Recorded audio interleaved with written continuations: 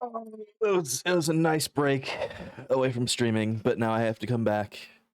Now we'll be back, especially with this. What we are doing today will take up my Sundays for a good long while, hopefully. Today, much like many Sundays throughout the years, will be D&D day. Today, we will be creating a party to go forward in D&D. We will be going over the setting that we'll be going into, and we'll be making our characters. Well, luckily, I don't have to make a character. I'll be the DM this time, so I'll just be making the characters for them as well. And odds are, the next few streams after this will probably just be me hanging out and putting all this stuff into I'm blanking on this one. It's my Forge tabletop. That's what I'm gonna put it into. So I'm gonna be putting all that stuff into there, so y'all can watch the behind the scenes of making these characters in a virtual tabletop. But so far for today, like I said, we will be creating the characters in D&D. We will be going over party compositions and what makes a good party, all the fun stuff. And we'll be answering questions of our players and anybody in chat. If you have a question, feel free to ask. So without further ado, let's go ahead and get back into it. I'm holding that one. That's by writer Kate Leth, and I thought it was so perfect that I had to Save it. I had to save it. So Yeah, it's definitely good for I a magical girl run. appreciate that sheet so much. Heck yeah, I'm glad you like it. I'm glad. I've had all these variant sheets available for ever, and I've never really had a chance to use them or Yeah, now I you have used a to chance. collect them, but I never got to use them because, Yeah. you don't print them out. Nobody else gets to see your cool sheet. This is why you have pen and paper, you know? Yeah. Plus, there's some utility ones there that I really enjoy. Desi, yes. is Remasuri bot a bot that you put in your channel? No. Wait, what is it called? Okay. You have a bot. It's a user called Remasuri bot. They haven't said anything, so I'm not taking actions. I'm just It's curious okay if they because don't it say says anything. They're bot. probably just hanging out. Just hanging out. Yeah, they're probably just hanging out. Oh, thank you for the sub there, Echo. Yes. I will, in fact, witness you as you create your character. So, we're going to start from the top. Who knows what a good party consists of? So, alcohol, A good access to D&D drugs. party, I should specify. Oh shit! Sorry, man. alcohol. You got Loud music, a Access to rave, drugs. yeah, a DJ. alcohol. Thank you. You know, you Thank say Colin. alcohol, but my cleric in my other campaign recently got a mug that self-refills, but she forgot to ask for the password, so I've been whispering random words into the cup. at the end of Hopefully it this. works. This is my greatest strat ever. This is what Amazing. happens when nobody writes down the passwords to their magical No, items. she was drunk. She totally forgot to ask. Like, the cup was basically stolen. Wow. Is it Winter 2022? No. Is No, it but I'll Winter try that one. 2023? No. Is it? God. Is it User refill password says- sesame? Yeah. Refill That- sesame? I haven't tried that one yet. That's a good one. That's a good one. I end up with a Well, cup full of anybody? sesame seeds. So, judging by the last campaign, we need somebody to do the face or investigator work. Mhm. We should probably start with a healer instead of relying on potions that cost way too much. And we need damage. Like, I don't know if there's a fourth thing. And a sponge. There are a A great many sponge things. of some kind, a frontliner. Like the frontliner can be damaged depending on what it is, right? But like That is correct. Yes. somebody with and I assume the frontliner or somebody else needs to have some kind of control. So like we need a mix of face, healer, control, sponge, and damage.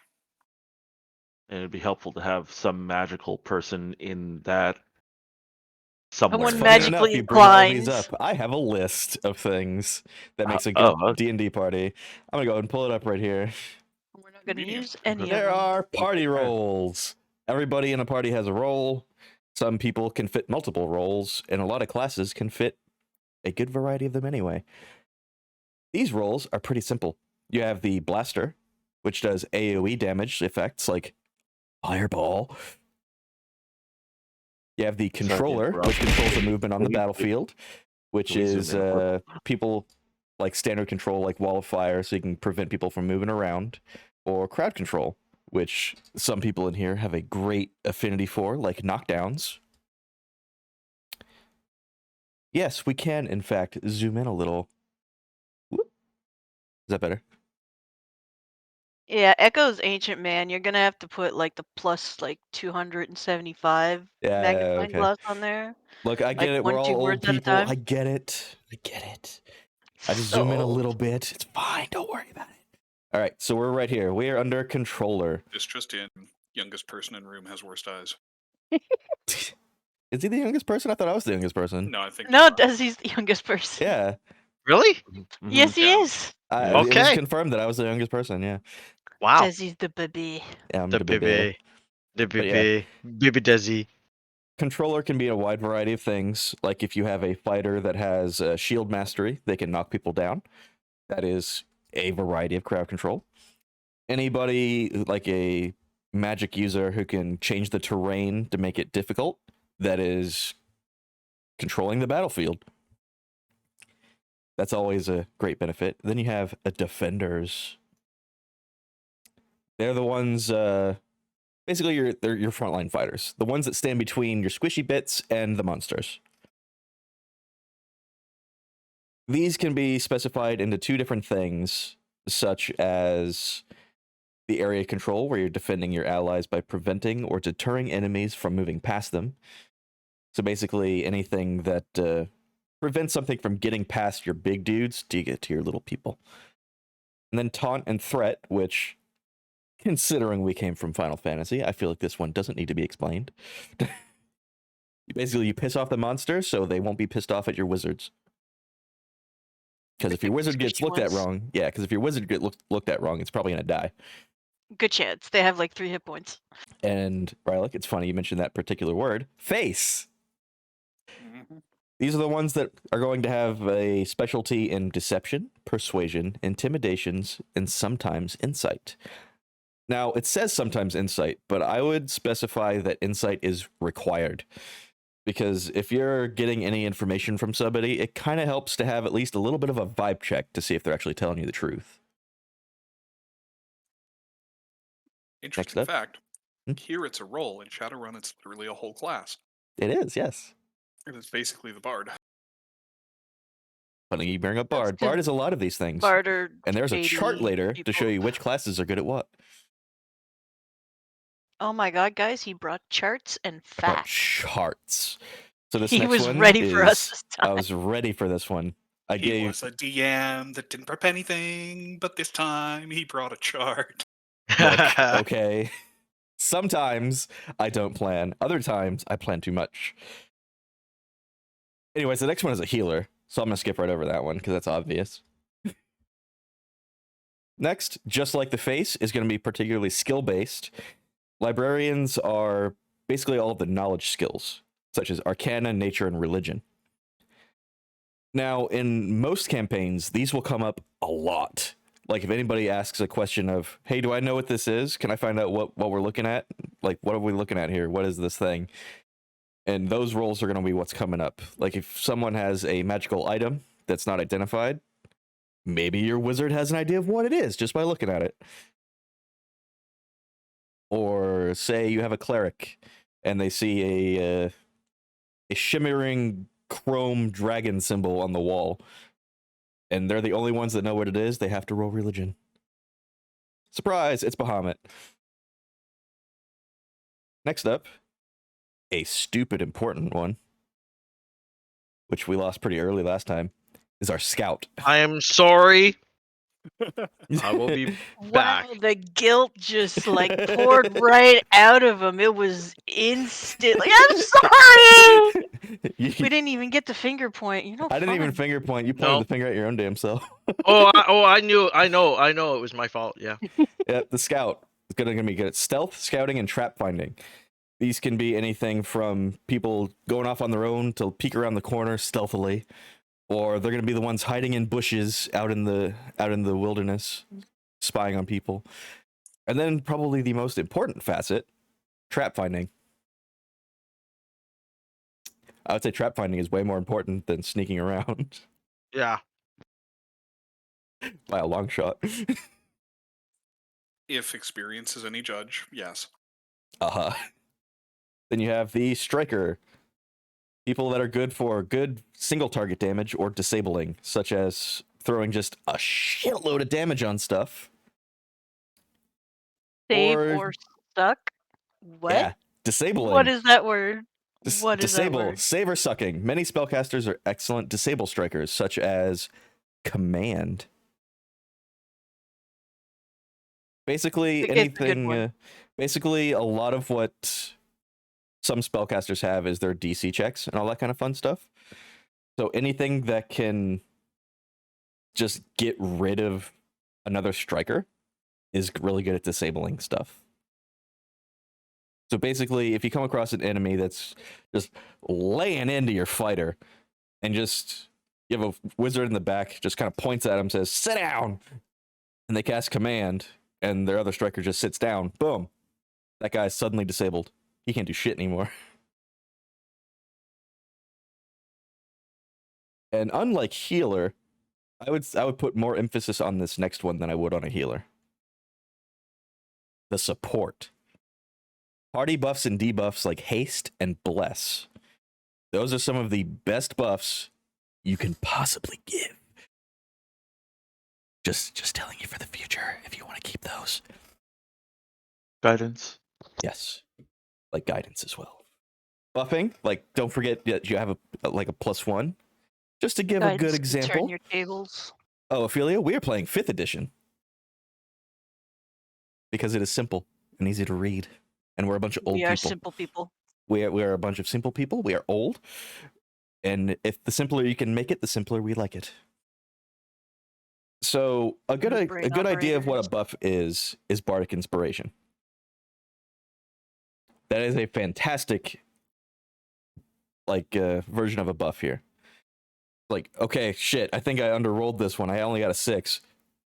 You have Bardic Inspiration. Go ahead and use it. And then you just go ahead and roll another dice. And oh my gosh, I actually made my DC check. Yay! So there you go. Also, hi Moss, welcome to the stream. Welcome in. And another thing, debuffing. Debuffing, while not super prevalent in Final Fantasy, does come in handy when you have it.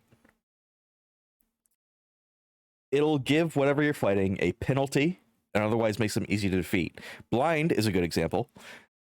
And then you have things like paralysis. Basically anything that makes it so they can't fight you at full efficiency. And it's not just magic casters that have that either. Wait, so what about friends? Would friends be a buff or a debuff? Depends. Do you feel It friendly depends on the toward your situation. friend? Sometimes players fight amongst themselves. It happens. That is correct, yes. It is also good to use on your friends by making them extra friendly.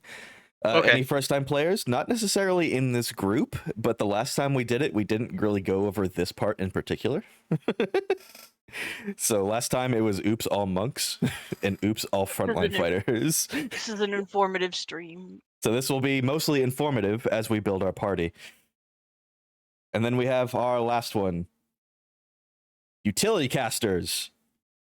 People that specialized in the divination class of spells and knowing things like teleport or any other kind of non-combat problem solving, such as like prestidigitation, minor illusion, anything that would help. Prestidigitation is great. I love prestidigitation. It is like the best cantrip you can possibly have. So good. Smells like sewers down here. No, it doesn't. Smells like cinnamon now. It smells like cinnamon to me. I don't know about you. You don't need toilet paper as a wizard. You Magic hand? No, prestidigitation. It just disappears. I know. But magic hand too, yeah. We got options. But yeah, Ophelia, we did have a plan at some point to eventually go into like a little one-off campaign where it is like oops all bards.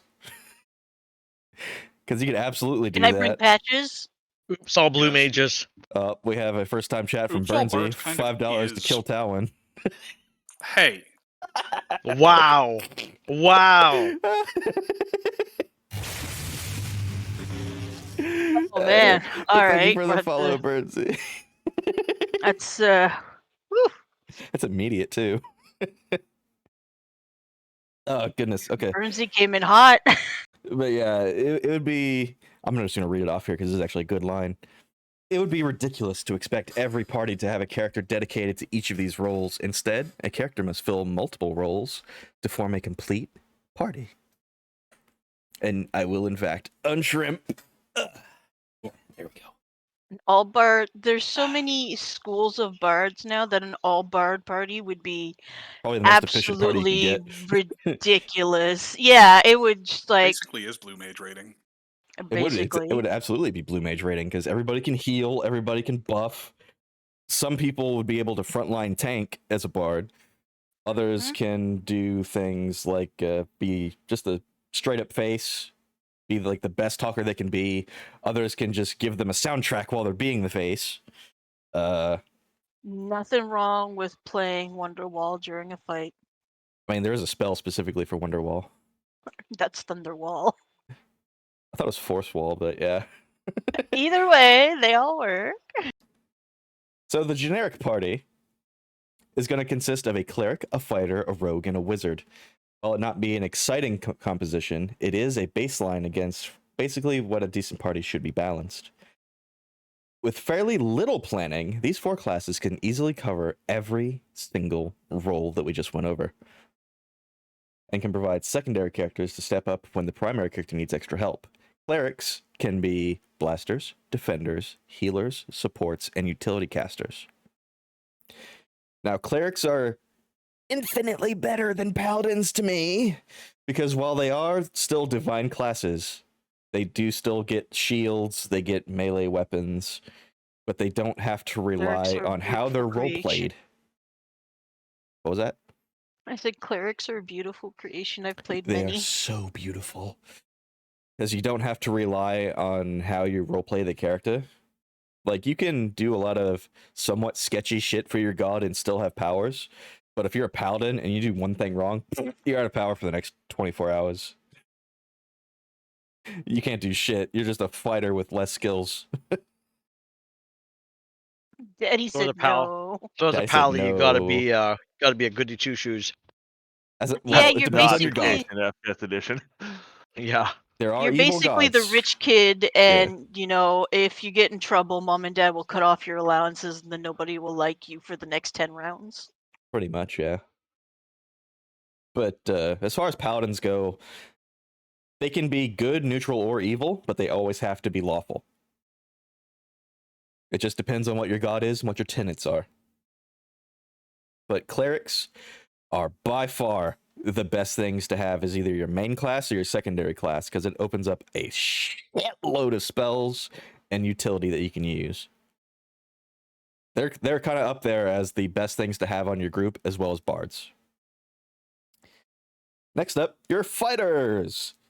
They are typically good at defending and striking.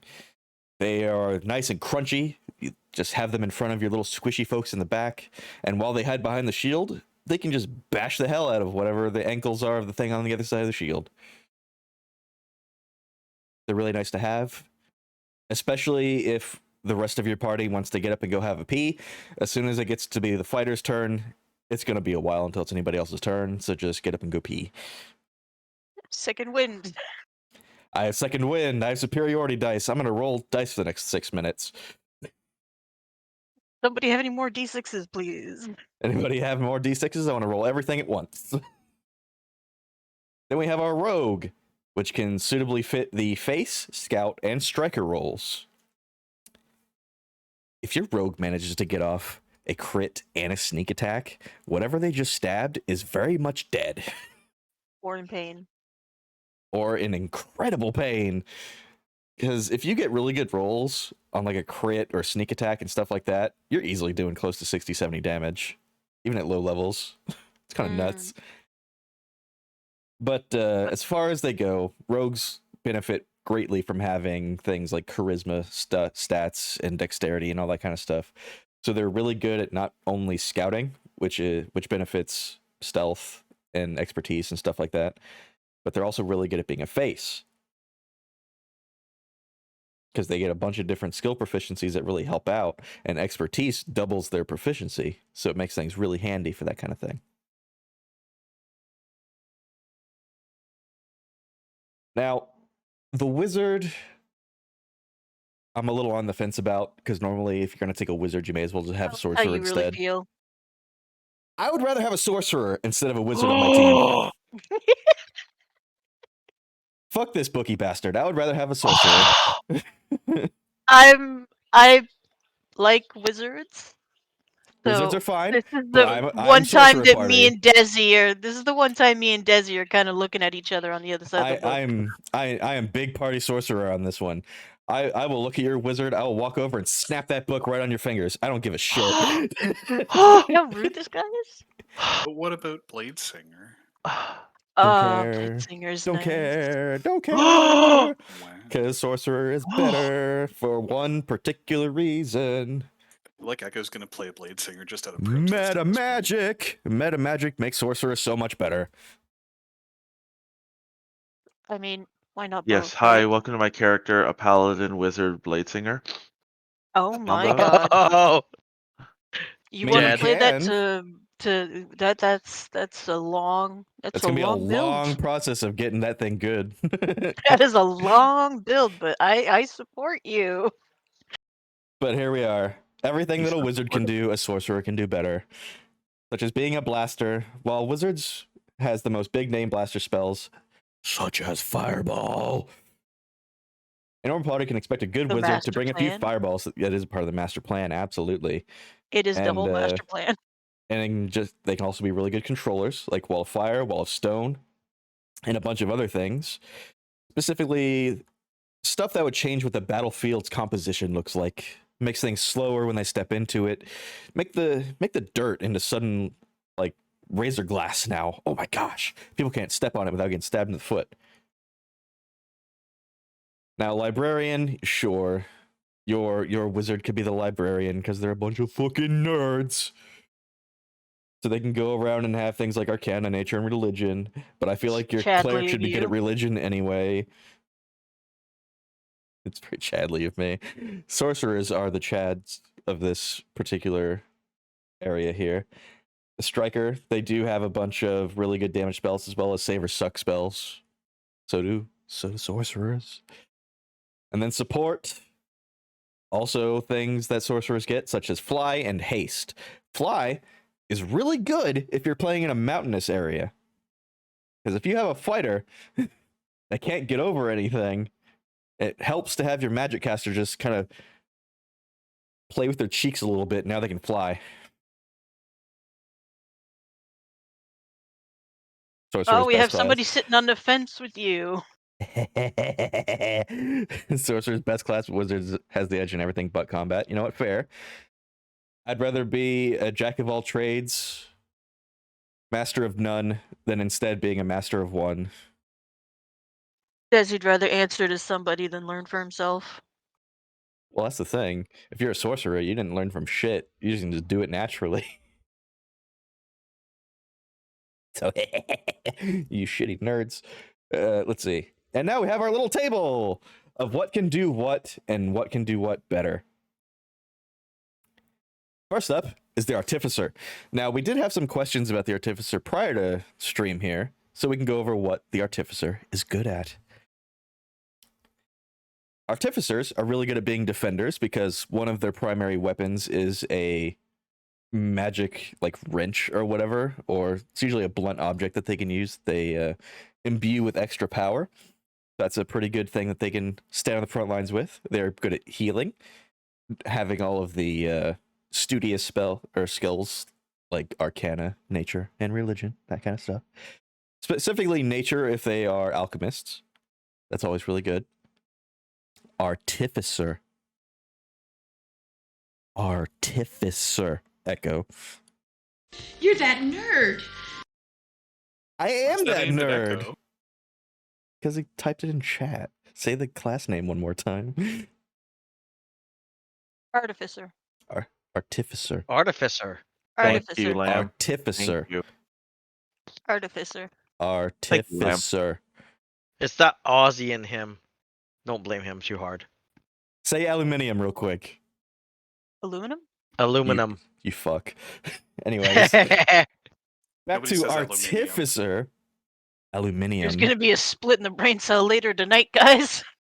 Artificers are also good at support and being the utility casters because they do have a lot of utility that they bring to the table. Even outside of combat, without spells, they have things like where they can imbue other people's weapons, they can enchant people's armor, and it's all really fun stuff. Next, the Barbarian. Probably has... Well, it is tied with Fighter in this one here. They're really good defenders, and they're really good strikers. They're really good at standing in the Really front good line. strikers. They're excellent strikers. But they're also Yeah, really good good at defending, thanks to... Lamb, do you want to do it? Do you want to say the thing? What, OSHA? No. What makes a barbarian extra tanky? Unlike that's where you went first. Would like to rage. Rage is a barbarian signature skill. It makes all physical damage that they take halved, as well as adding an extra thing of damage for them to be a better striker with. It's so good. It makes them extra pissy in the heat of battle, and it makes them extra tanky. And it's really good. And crunchy. And crunchy. So crunchy. Next up, we have probably one of the better classes in all of D&D, and it's probably one I will That's probably... for the Harvard Varian. That's for the smart barbarian. Yeah, there's also barbarians, yeah. Because they went to college, so they're barbarians. They went to college. Speaking of, right underneath barbarian, you have the bard. It is an excellent controller, meaning it can kind of really fuck up the battlefield if it really wants to. Like, say you have a big boss enemy just running at you. You see he's wielding a nice big metal weapon, and you kind of don't want them to hold that weapon anymore. You can just heat metal on the weapon, and then out of panic and pain, they just drop the weapon, and now they have to deal unarmed attacks for the next little while. It's kind of nice. And there's a lot of stuff that you can use. Piece is also efficient. Heat metal on cod pieces or any metal that they're actually wearing at all. There's a lot of stuff that you can do as long as you get creative with it. And considering they are one of the many charisma-based classes here, they make an excellent face. They are really good at persuading people because seduction rolls aren't a thing in 5e. They're really good at intimidating people, despite the fact that you're basically playing a ukulele at them threateningly. It works, okay? It works. It works. They are really good healers, because they do have a lot of really good healing spells. While they may not have Spare the Dying like Cleric does, they do still They have Healing Word. They do have Healing Word. They do have Healing Touch. They have a bunch of different spells that actually help keep the party up. And Bardic Inspiration. Bardic Inspiration is the best buff in the Who game. does not love a Bardic Inspiration? I love me some Bardic Inspiration. It's so good. Every day. And they make excellent support and utility casters for the very same reasons. Their repertoire is as big as the music industry is. And it's not limited to just music either. You can have bards that specialize in any form of art for their magic. This can be poems, limericks, music. They can Mime. They can mime. They can do the Addams Family theme song, and whenever they do the snaps, it does a spell. Glamour Bard as a healer? Okay, I'm gonna want information on that later. Glamour Bard is in fact a really good school of bard. It's really good. It's really cool. Somebody slipped that in the Desi's Specifically Discord. healing? Yeah. I'll find it, don't worry. Also, if you are in the Discord, which I'll go ahead and do a little linky link. There you go. Boop. If you want to join the Discord, we do in fact have a D&D channel in there. So if you want to like be a part of any future discussions, feel free to throw that in there if you want to join. Anywho, next up, Cleric. Another job or class that is all over the board with what it can do. And is really good at a lot of them. Everything. You can do damn near Everything. everything. Yeah. It is a very good blaster, depending on what domain you go with. But I would probably put them in under controller as well a little bit, because if you have a divine weapon just kind of floating around the battlefield, it can kind of do a little bit of area denial, but it's not as great as, say, like a bard or a sorcerer or anything like that. Like, they don't have specific spells really good at it. But if something gets smacked in the fucking kneecaps by a phantasmal weapon, I wouldn't want to stand where that weapon is.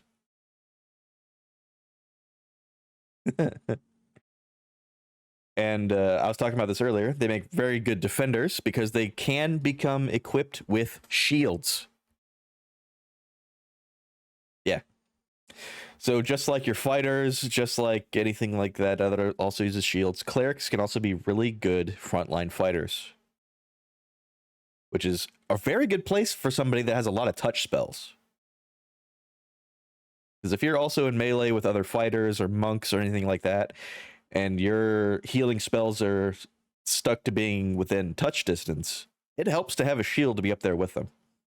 So you're basically darkness the healer? Yeah. Touch Kind of. everything. Touch everything, but not be good at it. The thing about darkness is she wants to get touched. She wants to get hit rather than touch. Wants to get hit. Well, And some He does. clerics are very, very frontline, like Yeah, a lot take of all the times- hit, sponge. A lot of times you'll have Not the maybe ones one I or two play, different but kinds of. You'll have like one or two different types of clerics. It'll be one that's cosplaying a paladin, or you'll have a healer. I'm the one in the back. You're the healer. Y'all are doing great. You're doing great. Heal. Good luck, everybody. Speaking of, clerics That are really looked good like healers. it hurt. Shield. They are excellent healers to the point where there are multiple subclasses for clerics that specify just on healing. A good example of which is a Domain of Life cleric. Those are very healy boys. They are very good strikers because they can come equipped with morning stars, swords, hammers. Basically, whatever you're picturing in your head of what a paladin is, it's probably actually a cleric. Big mace. Big shield. Big mace, big shield, Plate chainmail, heavy armor. armor. great sword. Boom. Surprise. Yeah, That's a totally. Great cleric. sword. Surprise. You're thinking of a cleric. They're Great very good sword at shaped like a support. cross. Uh-huh, absolutely. A good disvault. Yeah. Deus Vult. Very much cleric. They are very good Now, support Deus and utility. Vault. Deus Vault, on the other hand, It's where you can keep all do of your crusading weapons. no, I I mean, have a you gotta story have a about place Deus for 'em. Vault for later. Okay, for later. For later. Sort of for later. All right, next up, we have the Druid. These are very fun classes, at least for me. And even, it's actually more of a pain in the ass for your DM a lot of the time. Because if you're someone from a temperate climate and you want to turn into an alligator, it's like, where the fuck did you see an alligator? Ice alligator. Ice Snow alligator. Smoothie. Read it in a Canada. book.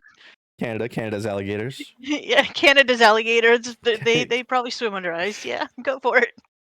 That's a moose covered in have moss. That's zoos. not an alligator. It's a beaver. Call them snow sharks. We call those beavers. the Canada alligator, aka a beaver. You know, I think a beaver would probably be more like a wizard because they change the terrain.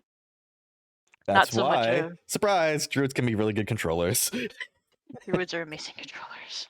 Druids are spectacular controllers. Like, they can grow Look up like Circle a of Spores, everybody. Circle of Spores. spores. I know you like your mushy boys. Oh, it's the best. It is the best. But things like you can make razor patches, like start with a rose, chuck it in the middle of the thing, and all of a sudden you got a rose thorn patch in the middle of the fucking road. It's kind of mess with people if they kind of go through it. It's kind of nuts. Blasters, yes, they do in fact have a lot of really good AoE damage, despite the fact that a lot of people only use it to turn into bears and shit. Healers. Now, there is one spell that comes to mind when I think of druids, and it's good berries.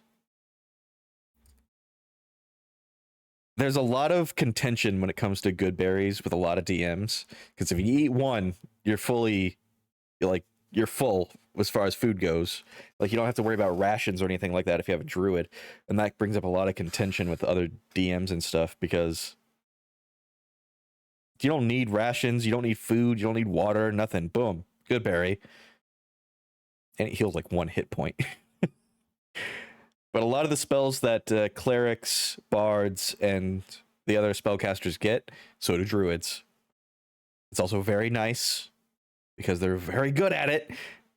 And as long as they have access to the outside area, they are a fantastic addition to the party. However, if you go into caves, or if you have an Underdark campaign and you don't have a specialized druid for it, it's kind of going to suck a little bit. Especially for the cleric, because if they can't summon things like lightning or anything like that, and it's just, well, I guess I'm just gonna be a bear for a little bit. Layla. And they do, in fact, have a lot of concentration. Like they can't use a whole lot of stuff in sequence, so if they get whacked upside the head, they have to do a concentration save and all the kind of fun stuff, or else they lose it. But there are feats to help with that, which we can go over another time. And much like our barbarian, we have the class where everybody just wants to unload a shitload of dice all at once. It is your fighter. It is your milquetoast upfront fighty class with a variety. I would like to go again. I would like to go again with my sword or shield. Do you want to attack? Yes, and another one. And another And one. another and one. Another one. And another. And another one. And another one. Do you have more dice? Because I want to do another one. Oh wait, this happened, so I guess I get another one. Oh, look at that. I got this. I'm going to do 3 more attacks. My friend is standing within 5 feet. It's another attack. Hey, let's go with more dice. But there are a variety of different ways to play a fighter. You don't necessarily have to play a sword and board fighter or nothing. You can use a great weapon. You can use dual wielding weapons. You have a variety of different styles that you can use. I'm not going to say an elven accuracy samurai fighter. No, not going to happen. What? It's just going to be milquetoast fighters in this one. We're not specializing that far. But Did I hear next Elven up, Accuracy Samurai Fighter? is that anything like Blessed Blade of the Wind Fury? Anywho, next up, Swordsman of Revealing Light? yes, we have the monk, which I would actually disagree with this chart as far as the monk goes, because depending on how you build the damn thing, it can be most of these. Because I have seen It is monks the that have greatest lay on class. hands so they can be a healer. I have seen monks just go across the battlefield and knock things prone left and right, so I would say they're pretty good at being a controller. Blaster, I would agree with. That one's fine, because they're kind of, I want to whack this guy first, then go over to the next guy, so it's not really, I'm going to throw a fireball into the middle of it and hit everybody at once kind of thing. Face can come and go, depending on, again, how they build it. Defender, well, we've had tanky monks in this group in particular. Scouts, sure, they're very dexterity based. I can see them being pretty sneaky. Strikers, as a DM, I get a little bit nervous whenever I see a monk's turn come up, because if they're gonna roll like 20 times in a row, some of them are gonna be nat ones. And again, support and utility caster depends on what the monk is, what their subclass is. But just a base monk, I would agree that they're not support or utility casters. But if you have a Way of Tranquility monk who can just cast Sanctuary in the middle of a fight, that's pretty good support, that I would say. Next up, Paladin. Paladins are good at being blasters, defenders, bases, healers, strikers, and supports.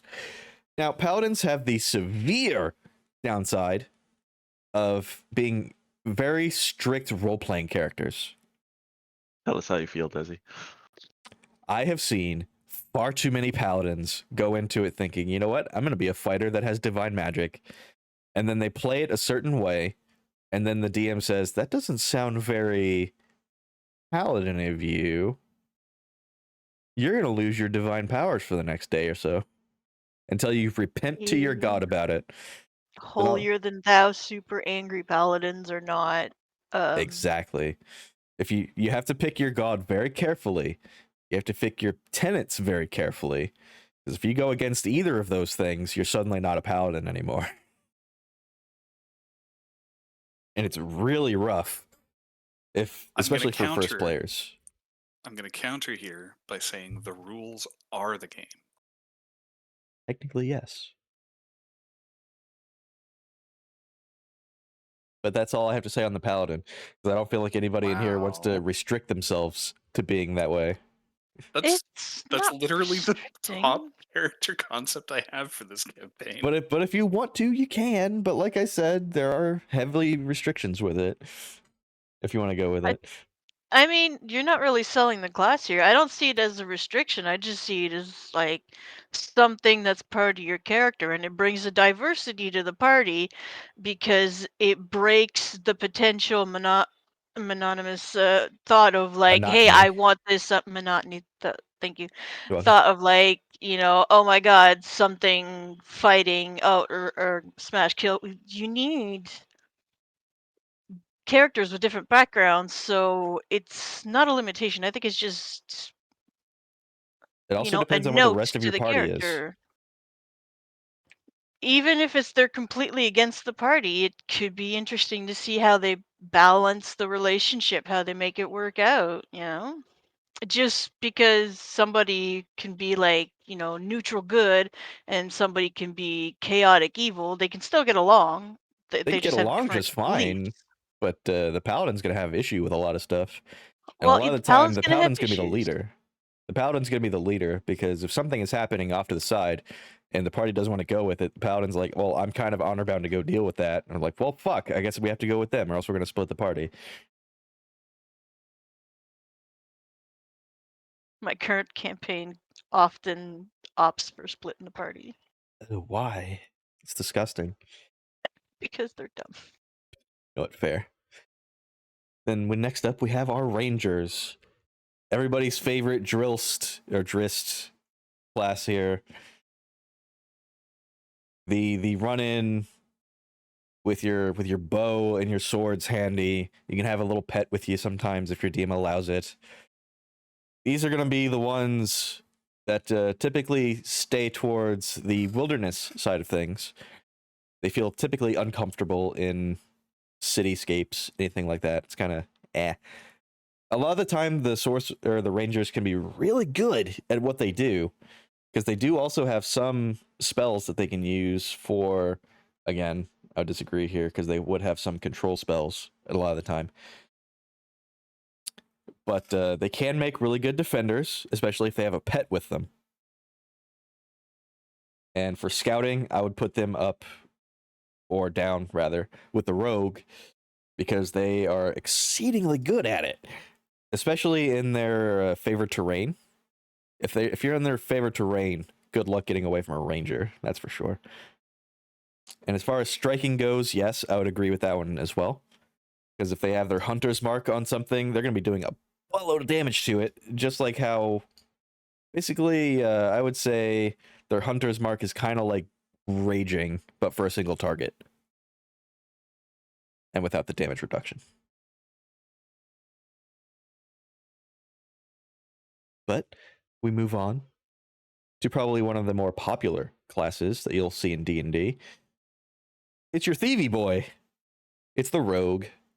Everybody's favorite thievy boy is typically often going to be your face, along with the bards or any other charisma-based class. Simply because if they have it, they're going to use it. And because rogues come equipped with expertise at a certain level, that'll double their proficiencies. Makes it really nice. And they're also excellent scouts. A rogue will typically be the one that you find doing traps, scouting ahead for any information, or they'll be the ones that's like, you know what, you guys take a break or whatever, I'm going to go scout around here real quick and see what I can find. And they'll probably come back with like 200 GP more worth of stuff and you're not sure where they got it from. And when you ask them, they're just gonna say, "I don't see any stuff. What are you talking about?" It just appeared in my pocket. I already had that. I had this when you guys went to sleep. I don't know what you're on about. And yes, Striker. I would heavily agree that rogues are in fact strikers. Because if your rogue is in any good place, my goodness, they're gonna deal some damage. That's a lot of damage. And then we get into a lot of nuts. one of my favorite caster classes. It's up there with Bard for me. It's the Sorcerer. Like I said, most of what a wizard has, so does a Sorcerer. So they have Fireball, they have Lightning Bolt, they have a variety of different blaster spells that can take care of a lot of things very quickly. They also come equipped with various controller spells, such as various rain spells, terrain changes, anything like that to keep things in a certain area kind of messed up. As well as a lot of save or suck spells, which we went over a little bit earlier, which is they either save or they're stuck not doing anything for a little while, like paralysis, which is a massive pain in the ass.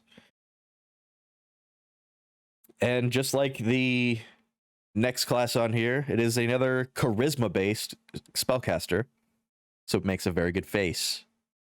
Because that is their primary spellcasting ability. It kind of lends them to be able to talk to people and do persuasion and that kind of stuff, because you may as well benefit from your highest stat. They're also incredible strikers for a very similar reason. And I went over this a little bit, but I'm going to go into detail now. Meta Magic is a massive ability with a lot of different things that they can do for.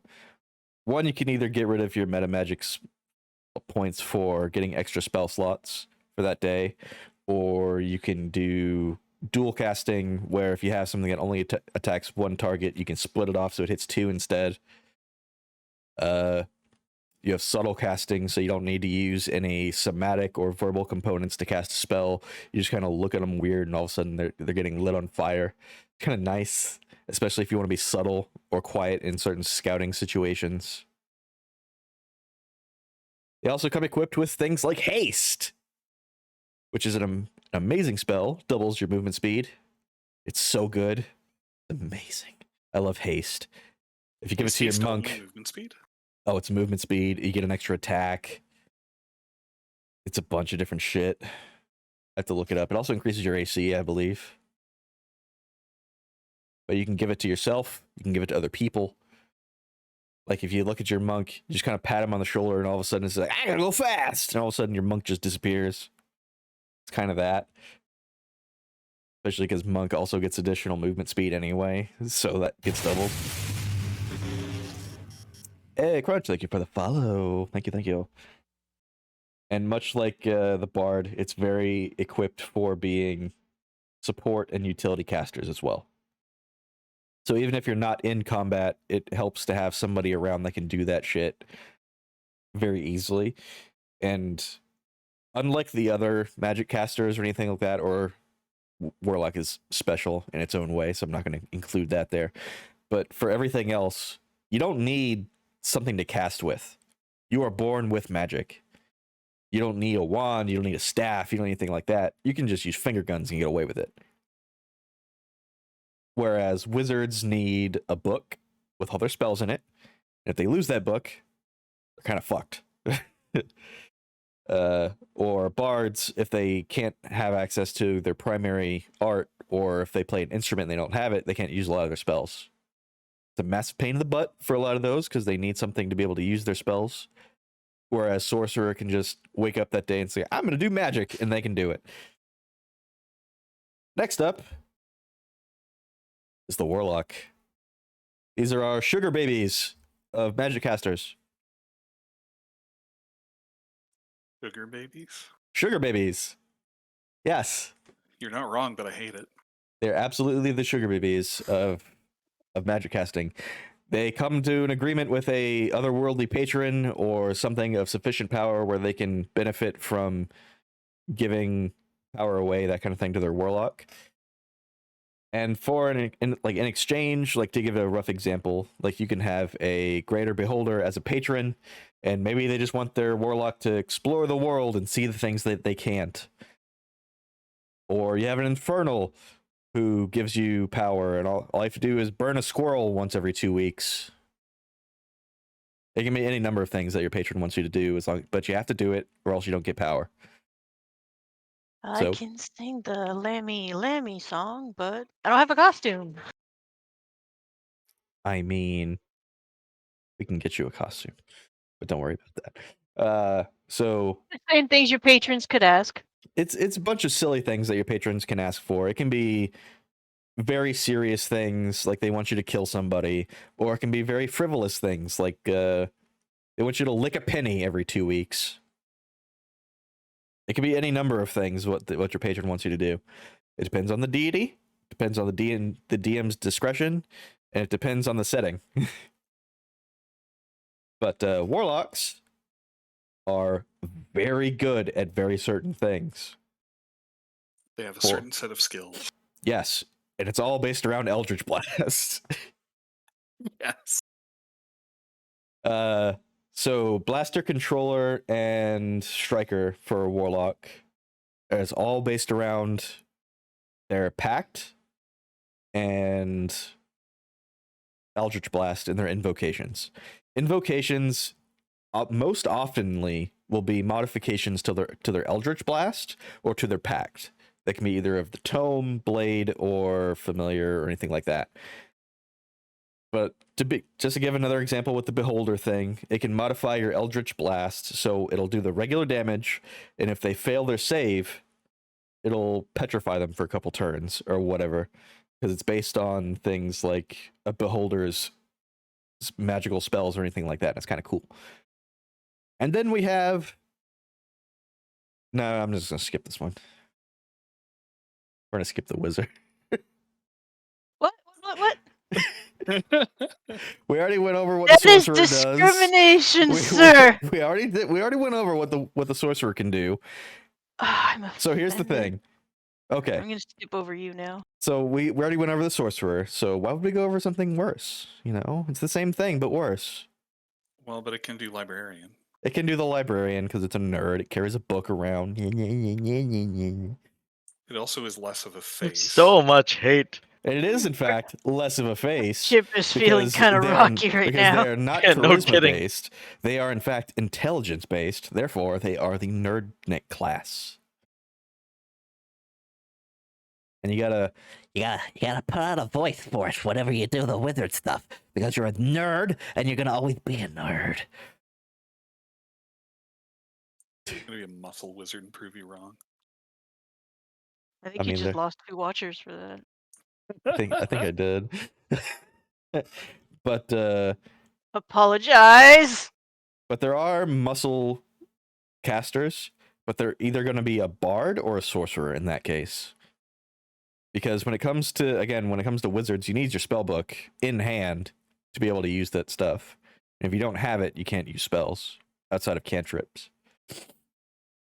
But things like bards or sorcerers, if you want to flex at somebody, you can use all that kind of stuff. You're good. But say the bard is like they graduated from a college of bodybuilding kind of thing. They can flex at people, sparkle a little bit, and then cast spells because that is their art. But just like sorcerers and just like bards, wizards are good at blasting, controlling, striking, support, and utility casting. The only thing that's really different from them to the wizard is that the wizard is more intelligence based. So things like Arcana or other skill checks involving intelligence, they're probably going to be better at because that is their higher stat. But beyond that, it's not so much what else they're good at. It's just that they have access to a wider variety of spells, and that's probably why they're better at being utility casters than other things, because they have just more options to choose from. And whereas a sorcerer has to level up to change out their spells, a wizard can attempt to scribe in new spells into their book and it's usually pretty costly, especially if you don't have the materials to make the magic ink that you need. But there are ways around that you can use. So like a bunch of different stores are going to have the magical ink already in stock and ready to go. But if you're not good at scribing the stuff into your book, then it can be a little bit more of a hassle. But they can also use other spell books that you find along the way to get the spells from another spell book into theirs. It makes it a little bit easier. So where wizards are often memed on as being the squishiest of all of these classes, it is very much true a lot of the time. Like if you're playing a very early level campaign, like you're a level 1 wizard, if something kind of like a stray breeze in your direction, you're probably going to do a death save once or twice. But after that, and you start to get things like shield or mage armor, anything like that, you get a little bit more survivability. But a lot of other things also get access to those as well, like bard or sorcerer. I think warlocks do as well. I haven't looked at their spell sheet lately. But there are a lot of survivability options that a lot of the spellcasters use, and they share a lot of spells. So when it comes to the bards, sorcerers, and wizards, they share, I would say, between 75 to 80% of their spells with one another. And you kind of have to look every now and again to see, wait, is this something that is on just one person's sheet or is on everybody's kind of thing? Like, all of them are going to have things like prestidigitation or all that kind of stuff. And it's kind of really nice. Whereas, Wait, say that again? Prestidigitation.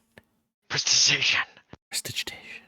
It's very nice. That's probably my favorite cantrip spell across the board. And if you don't have it, I'm probably going to judge you. Anywho, those are the examples of classes that can fit any of these roles here. So just to get an idea of when you guys are picking your classes and what you want to play, it helps to have at least 1 or 2 people in every single role. So, Okay, so does anybody have a guess at what they want to be playing for this? yeah. Yeah, so I posted this in our Discord, but I think I'm going to multi-class Rogue and Bard. You're going to go Rogue and Interesting. Bard? Okay. Yeah. So I get the support and the backup heals, and then, I can still stab, but I also have like my charisma checks and stuff for like, Well, that's the persuasion. thing. And Here's another question yeah. here. What are you going to be as your main? What's your main class? That's the part I'm trying to figure out. Yeah, because the level 1. Okay, what? All right, but secondary question: what level are we starting at? Are we starting at 3 the way We're going to did start with 3, the other campaign? like we normally do, just so we have access to everything that we need to start. Is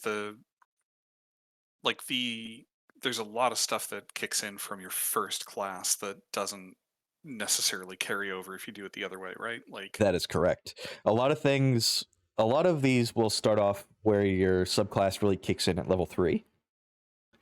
And that's only in one class. So really at that point, like at level 3, you, depending on what your subclass is for either of them, it may nerf you a little bit because you wouldn't have access to anything. However, you would benefit from different proficiencies being added on to a bunch of stuff. So it's kind of give and take on what you'd be getting. But as we level up, you kind of build into it. I'll probably Rogue first then.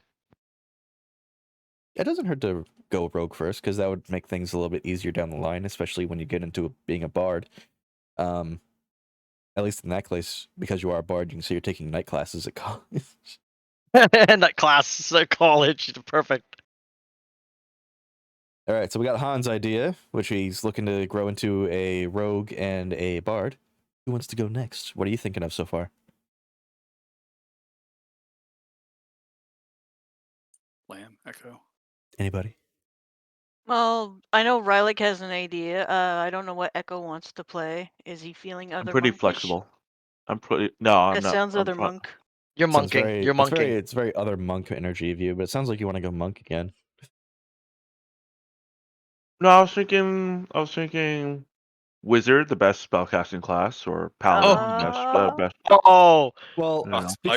because you're a wizard, I'm going to bring this up.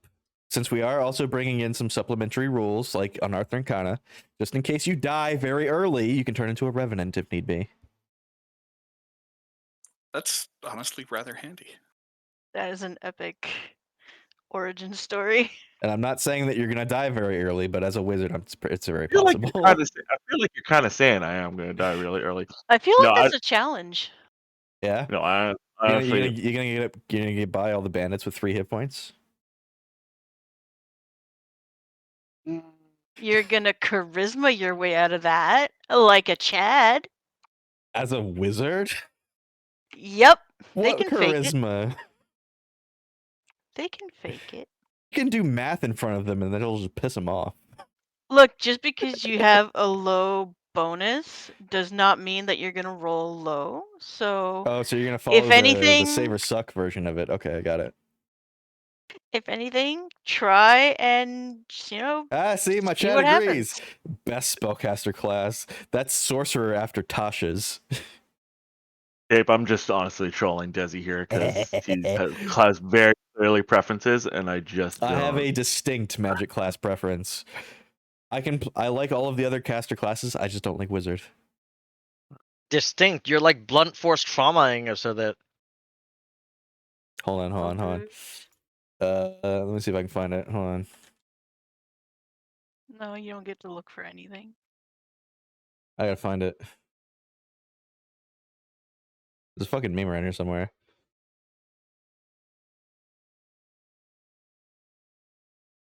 Anyways, continue. While I look for it, who else has a character idea that they want to pose forward?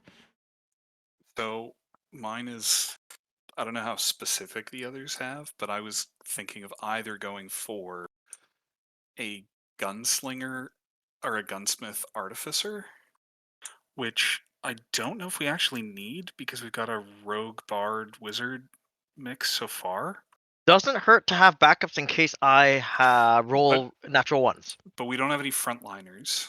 So This is true. Mhm. And we know you love tank, so. Oh, this is not okay. Well, I hate you, but it's okay. It's all right. No, I understand. I am gonna do the paladin hexblade mix because I've got a fairly decent understanding of how to put it together. Okay. Paladin Hexblade. Okay, so that would Specifically, stick to Dragon your... Man. Okay. Dragon Man, paladin hexblade. Okay, so you want to go Dragonborn. Mhm. Okay. Yep. What flavor of Dragonborn? I don't know too much about the flavors, but What do you want to like, breathe? Pick a color. What do you want to breathe? Lightning, ice, fire, acid, oh my god, radiant. And do you want wings? Do you want a tail? no. Do you want horns? Do you want extra claws? Tail, yes. Horns, yes. Wings, no. We're gonna have to talk later about the channel divinity Like stuff. a Build-A-Bear workshop here. Well, if you're going paladin, there isn't a... Well, you wouldn't Yeah. really have Build that a kind of stuff. Dragonborn. Build Dragonborn. Wait, what? I thought there was channel divinity. Let's see. Oh no, wait. I don't know if I'm That's getting a enough cleric paladin thing. for that. Clerics get channel divinity. Yeah. Am I fucking, Paladins get what smite. am I reading here? Paladin gets smite, which is honestly, if you're paladin, you're not using smite. I'm judging you. Exactly. You have spell slots. You're gonna use them all using smite. Well, Just but that's smite. what the hexblade is for, because hexblade does get Eldritch Blast. But I mean, if you're a probably warlock, right. yes, you do get Eldritch Blast. Yes. But Don't that is a Spread your cantrip, so you don't levels need to too use your spell thin slots. between multi-classes. That is No, correct. no, Yes. Spread your levels too thin. I've got a plan for the total if we get up to higher levels. How high? If we get up to like level 6, then it'll be 1 paladin, 5 warlock. So it's really heavily relying on the warlock stuff more than paladin. Sense. Okay. All right. Okay. Building a plan. But yeah, the idea that I had was something Tiamat. There's backstory stuff, but yeah, mostly just hit as hard as I possibly can and have a decent HP pool. Okay, fair enough. All right, so we have a sort of frontline fighter, which is mostly going to be DPS, it sounds like. But Hexblade is just really good all around in general. And then we have our rogue going into it, starting off. Then we have a wizard, maybe not wizard monk. Nah, I'm not. I'm not playing wizard. I'm not playing monk. Well, what do you want to play? Because you can do a bunch of different roles to do whatever you want, but what I just class need do a you want it minute. to be? I spilled coffee on myself. I just need a minute. Oh, I need a minute That's The here. coffee Okay. goes in your And it's mouth, like not in your hot. lap. yeah. Kind of missed. He rolled a nat 1 on that one. He has a drinking problem. It's a It's very problem to hot drink. coffee. So Yeah, he has a drinking problem, but the problem is he can't drink. Yep, pretty much. All right, No, I Lamb, don't know if you what do guys you saw want to that play? airplane where he's like he has a drinking problem, but he throws it at his ear instead of his mouth. Oh my god. Yep. All right, what you got for us, Lamb? What you gonna be? I'm waiting to hear what the Echo's gonna be. I'm sure you got some And ideas rattling around in there.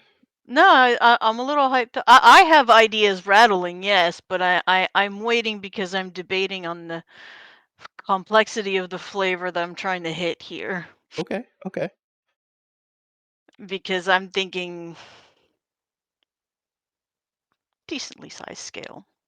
Okay. Because the setting that I'm currently thinking of throwing you guys into is Okay, give me a flavor. Yep. I'm gonna give you a flavor of what we're going at here. There was an anime within the last few years ago where it was modern people going back into a fantasy setting. Oh, I wonder what that's called. There's a name for it, isn't there? There is a name, but I kind of forgot it off the top of my head, and I don't feel like googling it right now. Oh my wanna gosh. narrow Oh, I that wonder what down? it. Fuck, Are fine, we I'll Google it. talking Vision of Uh, Escaflowne here? We talking Magic Knight Rayearth? What the fuck is its name? No, I think he's talking about the one with Kirito. No, it's not. I'm not talking about fucking Sword Art. Are you kidding me? Sad art No, what was the online. other one? There was another one. They had Gate? like a guild that was like debauchery tea party or something. Gate. That's what I was thinking of. Gate. Okay. Yeah. So for Gate, I actually have watched this within the last 6 Now months. reverse it. Basically, in the middle of Tokyo, a giant door appears just out of nowhere one day, and the door leads to a fantasy world. Exactly. So the Have story is anime to watch. effectively that the Japanese, the JSDF, like, goes to colonize the fantasy world, and it's, fireballs are not a really good competition for tanks, it turns out, is the moral of the story. Yeah, but then again, it's also the fantasy people versus the actual military. Yeah, so they've got Think adventures, about it like but the reverse, where fantasy people come through to a modern setting and then adapt to the modern setting using more modern magics. Like you Oh, have so that's technomancy wizards, or you have that kind of thing where there's actual magic being integrated with technology, and there's actual fantasy people walking around and integrating into modern society. So you have elves, So minotaurs. your League of Legends. Kinda, yeah. This is actually this is really neat because I was actually complaining about this the other day how we don't have enough of this reverse isekai stuff. Yeah. It's basically putting all of the D&D stuff in a more modern setting, basically. So there's It's going to be almost kind of, magic. There's going to be people looking at their phones. but they like come into the world. There are no restrictions, right? Their magic works, no problem. So this Their is magic like works just fine. In fact, Yeah. even the divine ones seem to still have a connection somehow. Okay, so this is not like devil is a part timer kind of situation. That is correct. Yes. Okay, I like it.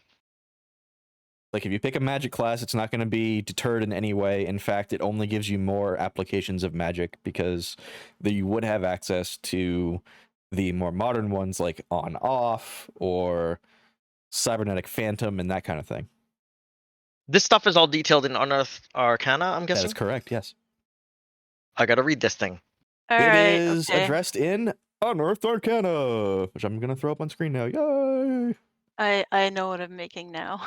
Know what you're making now? What you're I making like now? I like the setting. It's pretty cool. It's going to be a tiefling artificer. Yeah? Yep. All right, Nice. so let's go over some Unearthed Arcana real quick. This Get does, in ready fact, for some open magic up... shieldy bullshit. magic shieldy bullshit. I do like magic shieldy bullshit.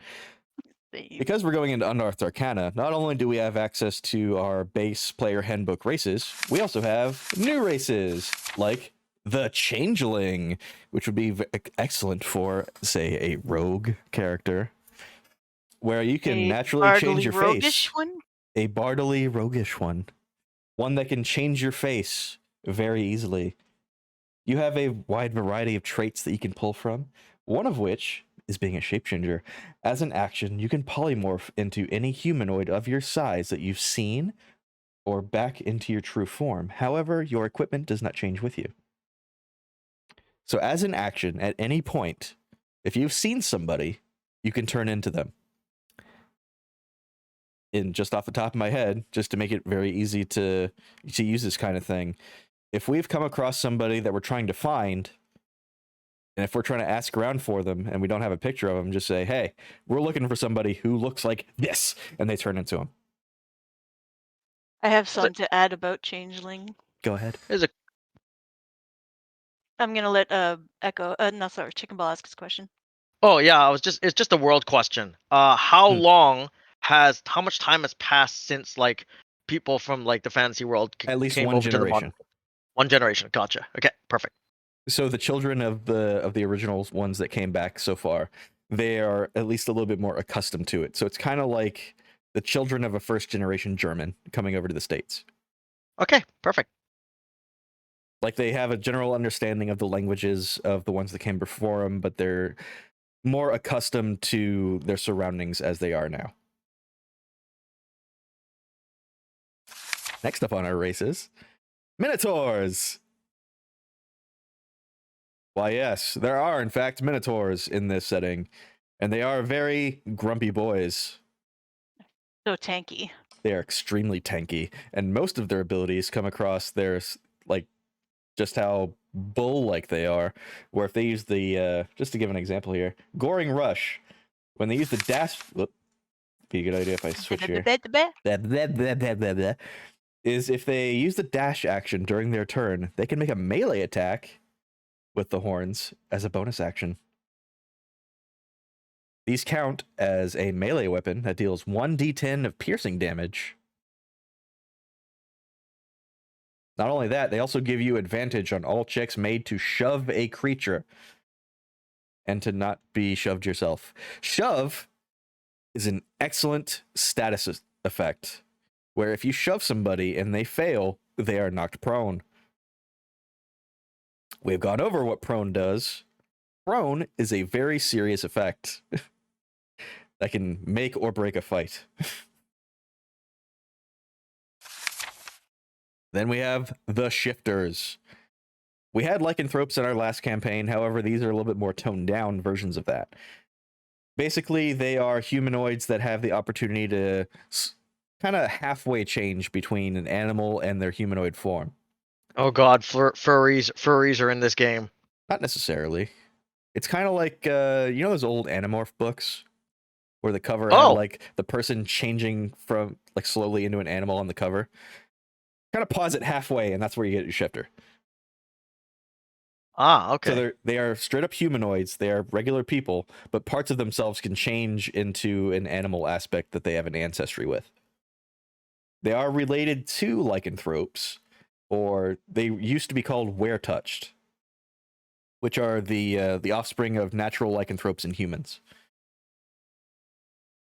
And they have different sub-races that they can choose from. Like, take the Cliffwalk sub-race here. It is a shifter with an ancestry based in mountain goats. So a mountain goat lycanthrope, and they can benefit from, like, climbing and all kinds of different stuff. There's bonuses for every sub-race.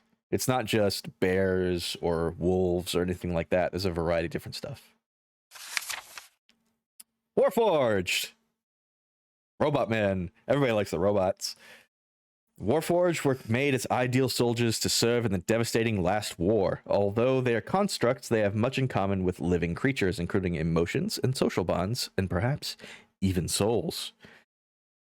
They are extremely tanky. This is based on the fact that their Warforged traits are they gain increased strength and constitution. While they are broader and heavier than humans, they are still medium sized, so it's not going to mess up any armor or anything like that. They get an extra bonus to their armor class, which is fantastic for frontline fighters. Just a fucking free AC for not doing anything, just being a thing, is always really nice. And simply because it is a robot, not actually a living thing, it is immune to disease. You don't need to eat or breathe, but you can ingest food and drink if you want to. Instead of sleeping, you're in an active state for 4 hours, which is basically a reverie, like with elves and that kind of thing. They're fully aware of their surroundings and notice approaching enemies and other events as normal. So basically, they're a lot like elves when it comes to long rest, where they can just sit motionless for a while for only 4 hours and just be like the perfect sentries. They're aware of their surroundings. If anything happens, they can just come out and it's like, everybody wake up, and not actually have to be worried about it. You don't have to take any specific long rest turns or anything like that. So that's always nice. And then we get into the sub race, because if somebody wanted to pick a wizard, they're probably going to die early. So having this option available to us is always really good. These are called the Revenants. Basically, these are things that have died and come back with a grudge. So typically in regards to if you died and there's somebody that did it and got away, or if there was unfinished business that they left behind and they're kind of pissed off that they didn't actually finish it, up to the discretion of the player if they want to keep playing the character, and the DM if they want to bring him back this way, the Revenant is a massive, massive buff to the character. Basically, what that means is, if you're brought to about half of your hit point max, at the start of your next turn, you gain 1 hit point. So basically, you just continuously regenerate if you're below half health. If you die as a Revenant, you return to life 24 hours after your death, and if your body is destroyed in the process, you reform within 1 mile of the place of your death at the spot determined by the DM. If your equipment, well, you don't get your gear back if it was destroyed as well. However, this is a way for you to keep your character basically after you die, if you want to. That's also a really nice thing to have just as an option. And it does come with a variety of different things to go with it. And as well with Unearthed Arcana, there are also Tiefling variants for the one of you that wanted to be a Tiefling. So you have other options to choose from. You can either be the Infernal Tiefling, which is kind of just a normal Tiefling at that point. And you also have Abyssal Tieflings, which sounds cool to me. Because I like Abyssal more than Infernal. That's just me. Yeah, I'm reading. I know you're reading. All right, so that gives us another idea of some more stuff that we can add into it for flavor as far as the races go. It adds on to the originals like humans, dwarves, halflings, gnomes, dragonborn, elves, yada yada. So that part's always a lot of fun as well. So let's see.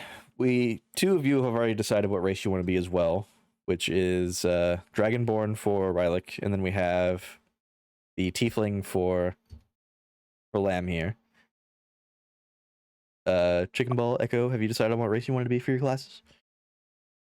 I'll probably go Dark Elf, I think. Okay. On top of that, do you want to just be like an actual Dark Elf, or do you want to be a Drow?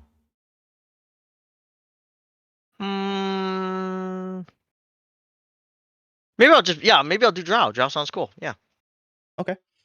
Now, I just want to let you know that there are some limitations when it comes to being a Drow, especially with being in the sunlight. They have similar weaknesses to, say, vampires do. So they're going to have, like, less visibility in the daytime. They have to wear hoods all the time, that kind of thing. But at night, you'd probably have the advantage over everybody else, if that's okay. Yeah. So, I mean, like, being in the modern world, obviously I'll have access to stuff like, hats, sunglasses, things like that. Yeah, like you'll have you'll basically work the same way as an albino person. But like you'll have a hat at all times. You'll probably have an umbrella if you need to. You'll have sunglasses, all kinds of stuff like wear gloves, long sleeves, and it's not really going to mess with you in any real way. Other than feeling extremely hot, but yeah. You'll be really hot during the day, especially depending on where we decide to put the setting. Like if we want to put it in a temperate setting or a tropical setting, it's probably going to have a different effect, especially if we travel more often. Yeah. But that is also an option that we can go with, and there's nothing wrong with it. And Echo, what about you? Have you thought of a race for your pick yet, or are you still cleaning up the just go- coffee? I'll just go human. Gonna go human? Okay. Yeah. Have you picked a class yet? TBD. TBD. Okay, so far we have, at least starting out, we have a rogue. And Relic, what's your level 3 spread? Is it just gonna be warlock, or are you gonna be 2 warlock, 1 paladin? I'm still figuring that out. I need to look at what the options are, because I was thinking 1 paladin, 2 warlock, but now we need to talk like history, pre-campaign history. How did we meet? That kind of stuff before I decide that, I think. Okay. And Lamb is gonna be a tiefling artificer. Those are always fun. Yeah. I like artificer because that adds a lot of stuff that you can actually go around and do. It's a very solid all-rounder. It is a very solid spellcasting class, yes. It's really good not just by itself. It is also extremely good for, like, say, if you wanted to craft something in your off time and then sell it, that's a good way for the party to make money. No, And for you- me to make money. Well, it's for you My to make money, yeah. inventions. As a paladin of Tiamat, My I'm profits. proud. We're gonna get along nicely. It's your money. Yes. You I have am to increase your horde. definitely going to be the gremlin-y artificer. Yeah, you got a loot gremlin over everything. But as for me, I will not be making a character this round, so it's entirely up to you guys. Instead, I will be just dealing with NPCs as they see fit. But if anything comes up and it feels like you guys do need help, feel free to ask for the DM's help. There will be something loaded into the back. Don't worry about what it is. It Are probably we won't still come up. using Roll20 for most of this stuff, or? Nope, we're using Foundry. Oh, Foundry. Okay, Yeah. I haven't played with that yet. It's very good. Makes things Okay. real easy. Yes. And odds are the You next can- couple streams that I do, I will be putting together all of this stuff. So, like, as we build over the character sheets and everything, I'll be putting that in directly into Foundry to make things easier for when we actually get into the campaign. Yeah, there's a Cool. huge amount of stuff that you can do. For example, if you've got stances that you can take or conditional bonuses, you can turn them into just automation buttons. So, like, press one button and you're in attack stance, press another button, you're in defense stance, that kind of thing. It does a lot of the like resource management and stuff. It's really helpful. Cool. I'm looking forward to it.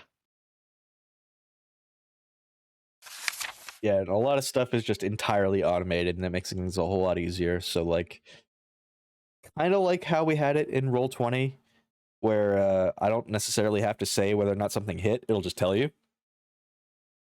Like, if you target something, you do the attack, it'll automatically roll their AC, any saves that they have to do, or anything like that, and it'll just give you a message at the end saying such and such hits other such and such for such and such damage. It's actually really nice. Instead of somebody who's playing 10,000 different monks and they're all doing flurry of blows, and I don't want to have to say you hit or you miss 10,000 times as they do it. It's kind of a good thing that so far we don't have any monks or any fighters for that exact reason. But I do have to read up a little bit on artificers because I haven't really played them all that much. But it's not that hard to figure out. It looks like it's all pretty straightforward. But so far, I think our group is looking kind of solid so far. Would you guys like to roll for your stats? Yep. Okay. Let's What are we see. using for that again?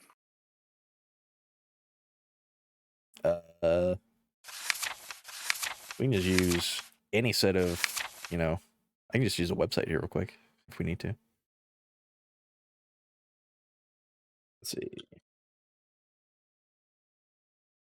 Go ahead and grab a stat roller. Ding, ding, ding, ding. Here we go. This is our stat roller. So basically what it is you just roll 4 d6s and you discard 1. But you do that 6 times. And you can assign any of these to any of your stats. So if you want, I can do the rolls for you and you can pick from there. I'll give you up to 3 mulligans for these rolls if you guys want. How are we? Where are we putting our character sheets and all that stuff in Foundry, or how are we access Foundry? I guess. I still have to make it. Ah, okay. So But, we're just kind of keeping track. You're just kind of keeping track of manually. it for now, yeah. Okay. But over the next, I'd say, what's tomorrow? Monday. I'll do a stream tomorrow as well. We're actually go into Foundry, so you can actually join me in if you want to, and we actually build the characters directly into Foundry at the time. But it's mostly going to be setting up the settings and all that kind of fun stuff. Okay, so three. We roll them 3 times, is what you're saying? You can if you want to. 'Kay. I would say you get at least 3 mulligans for your rolls. So say if you wanted to roll a new character using the character roller and all that kind of fun stuff, you get 3 or 4 full rolls. You get just a regular 4 roll. full rolls. Okay. You get a regular roll and you get 3 mulligans. I'm just duplicating the tab like 3 times. You can if you want to. Right. But yeah. I personally like just rolling for my stats because it gives more chances for things to get kind of silly with your character. Like if you roll your stats before you actually make them, it's kind of even funnier. Because maybe you have like a 6 in strength, but you wanted to play a fighter. Now that's kind of out the window a little bit.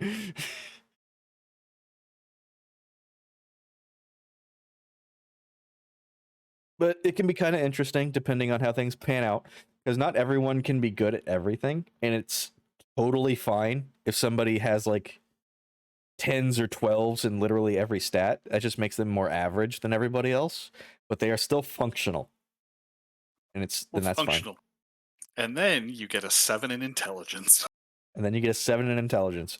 As long as it's higher than a 6, you're good.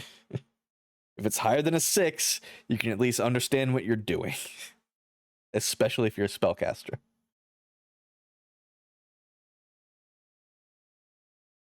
I'm a fireball. And all of a sudden it's like, wait, no. We're in the middle of a tiny room.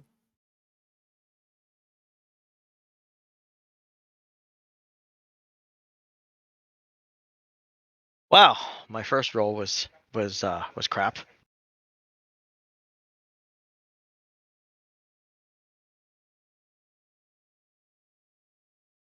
Like you tried rolling all 6 and it just wasn't looking all that great. Oh, I got 11, 12, 10, 11, 13, 15. That's not too bad. No, it's not too bad, but it could be better. I agree. Life is It good. could be. But it could be better. But it could be better. It could be better. Now you don't have to discard any previous rolls or anything like that. You can just have them ready. Like if you roll a 4 and they don't all look super great or anything, you can just pick whichever one you want to use best.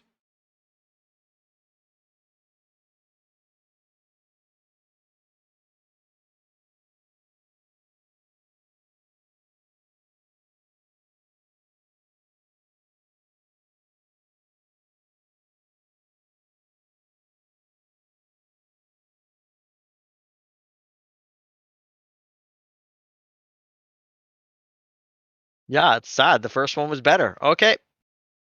Yeah, I so guess there you that's go. where I'm going. Now, once you get your stats and everything, you can apply, say, your race on top of that as well. So if any ability stats change, go ahead and add on those as well. So anything like that, then we can go from there.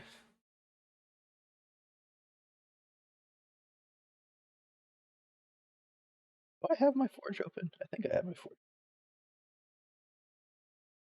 Da-da-da-da-da. Seriously, how do you roll a 4? I don't get it. It's crazy. You roll. Very badly. Yeah. No, I was looking at one of the other. I was looking at one of the other sheets, and there was a 4 in there, and it's like, what? Yeah, you rolled a 2 and then 3 ones, and you just get rid of one of the ones. You had a Yeah, that's 4. crazy. Yeah, You can get a 3. I guess you could. Yeah, Possible to get a 3. all ones. Oops, Every all single one of ones. them is ones, and you got to discard one. Which is exceedingly unfortunate. Indeed, that's almost lucky. Like, On the other end, I just loaded up this website, and the first thing it gave me was almost all 13s, and then a 14 and an that's 18. amazing. It's above average in everything, but exceedingly good in one. Yeah, I wanted to get at least above 10, but oh well. Oh, like this next one is already better. 13, 12, 16, 14, 18, and 15. Jesus, That's very strong. that's very strong. Let's see what's next. There we go. That's a little bit more spread. 15, 10, 7, 8, 18, and 17. So you have 2 dump stats. That feels like a one trick. Like that's a fighter roll right there. It's either a fighter roll or it's a wizard, where they can just discard strength and something else and just have high everything else. See, in our last mulligan, we have 13, 13, 8, 13, 15, and 17. So that would be a really good any of the casters, really, where you can just dump strength. Or a fighter and you just dump charisma.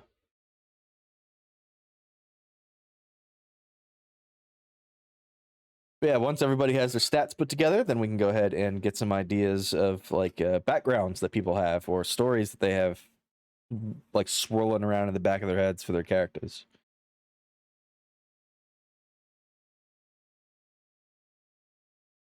Let's see if I can find a list of backgrounds here.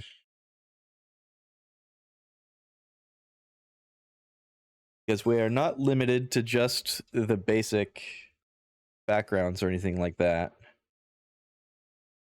So I have a nice long list that include stuff from not only the PHB, but also Tomb of Annihilation, Strahd, Princes of Apocalypse, Sword Coast, Adventurer's Guide, Out of the Abyss, Plane Shift, A Monquette, Wayfinder's Guide to Eberron, and Plane Shift Innistrad. So it's a bunch of different actual source materials.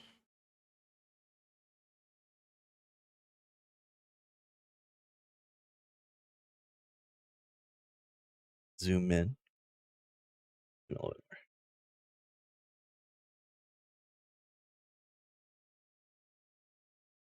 a little bit. So many options. There are so many options, yes. I like options. That's just me. Oh, I should probably roll my stuff. Desi, roll for me. Want me to roll for you? I don't Okay. have I don't have my dice.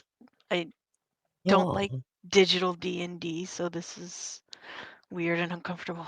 Oh, I'm sorry. There's no paper, there's no pens or pencils. You can get a paper and pencil. I know, but I don't have one. I'm filling Oh. out a PDF. Oh. All right, let's see. Your first set, should you choose to accept it, 12, 14, 10, 12, 13, and 13. Pass. Pass. All right, next. Next, 16, 13, 8, 11, 11, and a 16. You get 2 more mulligans if you want them.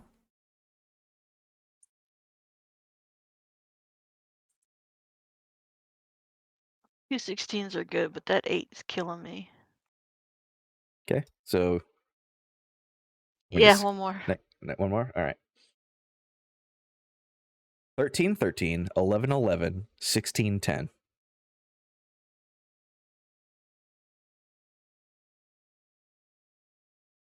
All right, hit me with the last one. All right, last one. 11, 13, 16, 16, 16, and 11. I'll take it. Probably that one. All right, Oof, so there are your that's stats. strong. Assign them how you Yeah. like.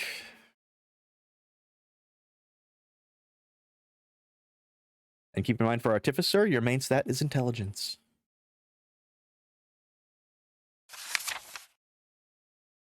Let's see. First, put your highest ability score in Intelligence, followed by I Constitution. was writing them or- down. I'm sorry. I'll put it back here. There you go.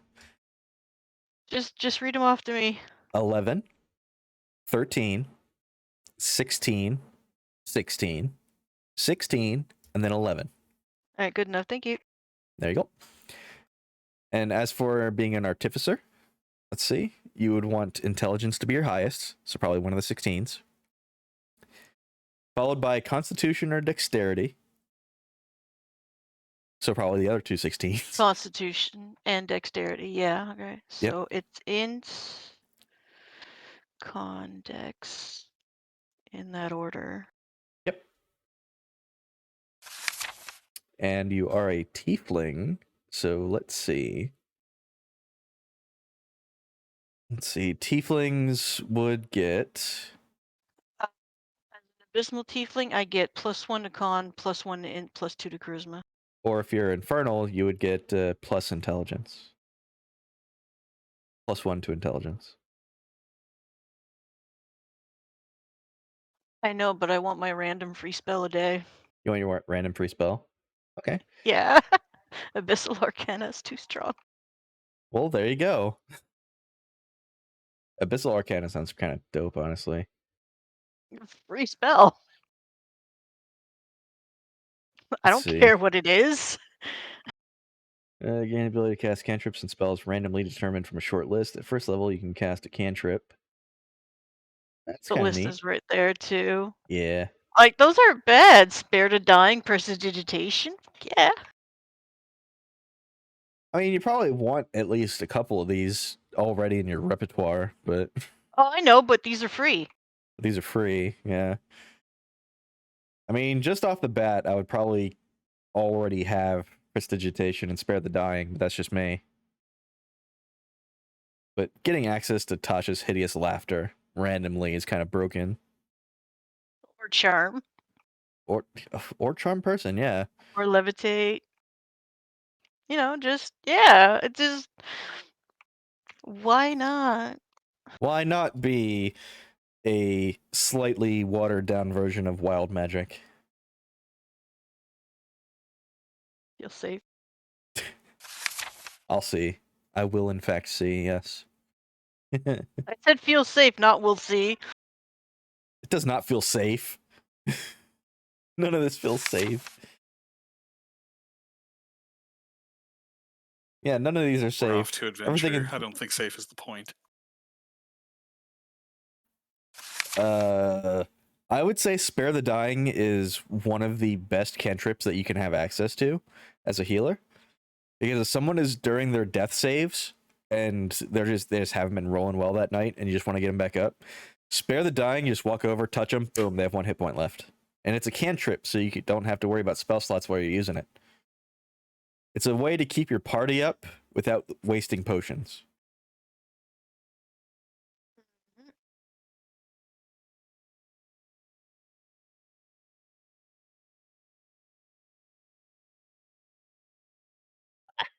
I'm so strong. You do have really good stats, yes. Oh, my strength is 11. You're still above average. I'm so strong. You are above average for strength, yes.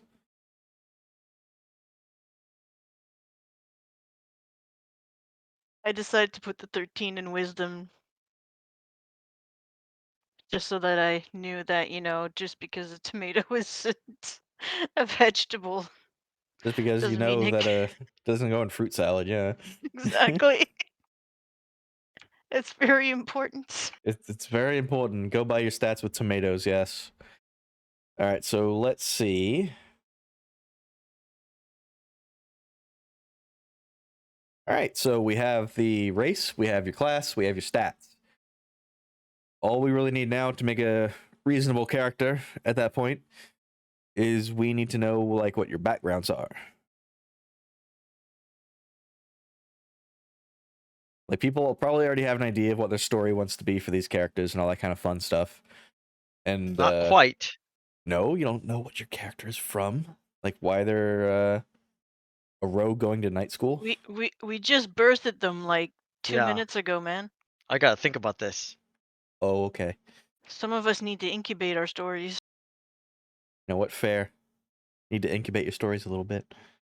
When are we starting the first session next week? We can do session 0 next Sunday if we want to, or we can skip a week and make sure everything is properly situated until then.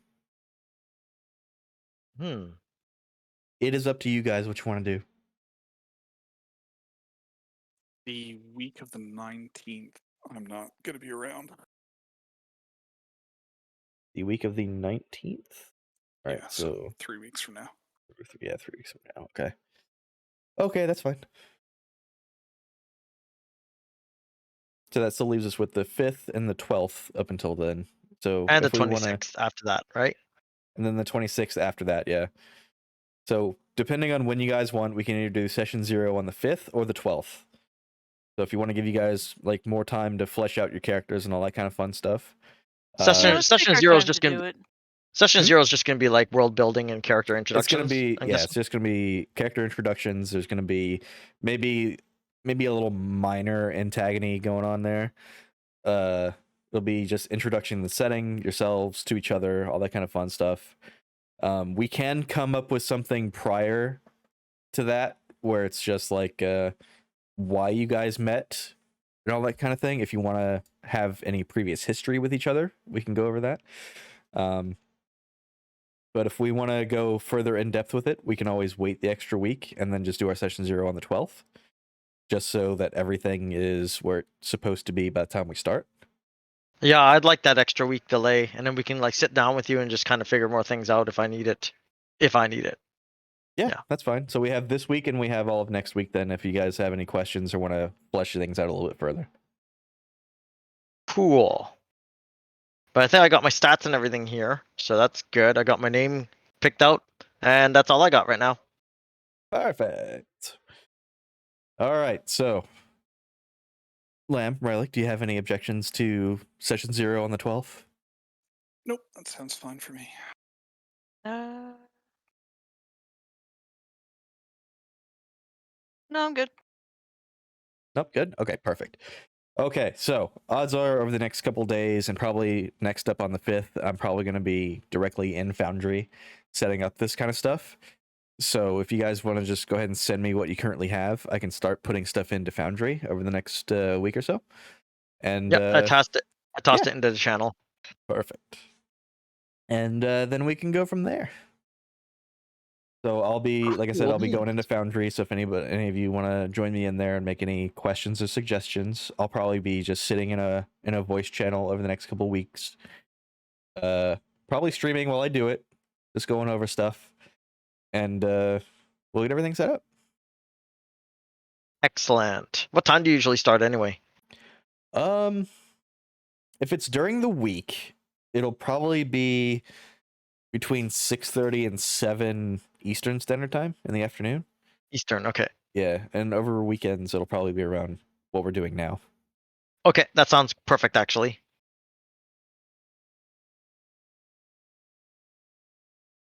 And while a medkit does do the same thing, kind of, it's a lot easier in the midst of combat to just use a quick touch spell to get them back on their feet.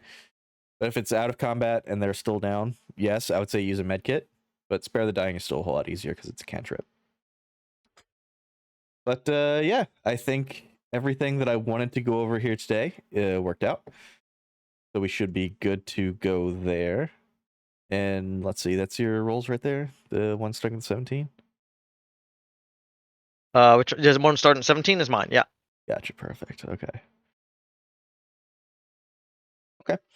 All right. So once I get everybody else's, I can go ahead and start on that one. and from there I can pick out the classes and stuff in Foundry, and then make the characters there for you. If you guys have anything for what you want your tokens to look like, send that to me as well, and I can take it from there. Actually, mine starts with 11. I don't know why the screenshot shows 17, but yeah.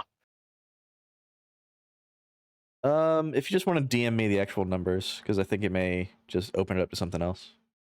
No, I actually double checked the link. It works when you click on it, but if you're looking at the Let's see. screenshot, it shows something generic. Yeah, it does show something different. Okay. All right, I can work with that. Okay. All right, and you wanted to go with Rogue up to level 3? Yeah, Rogue. Actually, let me see. Was there a subclass that you wanted to go with? Yeah, so it was gonna be Rogue, and then I would go into Bard. Yeah. No, I mean like a subclass, like a specialty within Oh, Rogue. specialty within Rogue. Eh? I don't know.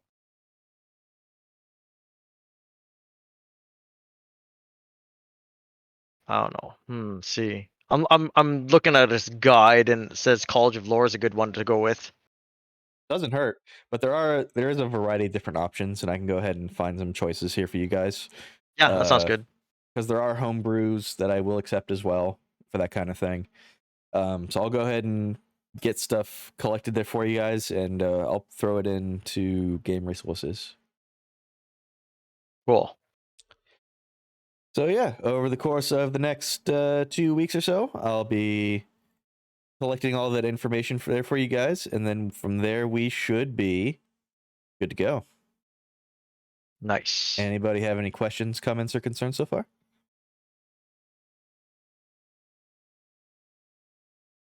No, I think I'm good.